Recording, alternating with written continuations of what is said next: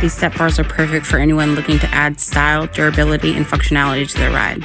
Let's check out what's inside. Right out of the box, I could tell these running boards are built to last. Let's take a better look at them. They feature a sturdy carbon steel construction with a textured black powder coat for rust resistance and a sleek look.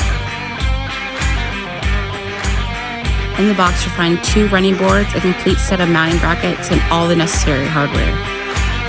There's also clear instructions to make the process seamless.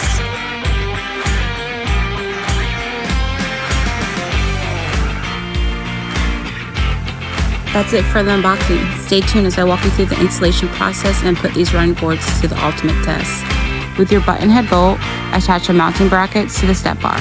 Screw them on with your fingers, but don't tighten them too much. If you don't have assistance keeping the step bar in place, you can always use a jack like I did.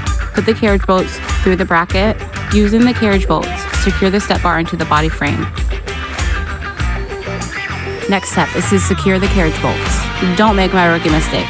After you secure the carriage bolts, then lower the jack. I used a hex wrench to tighten the bolts to the bracket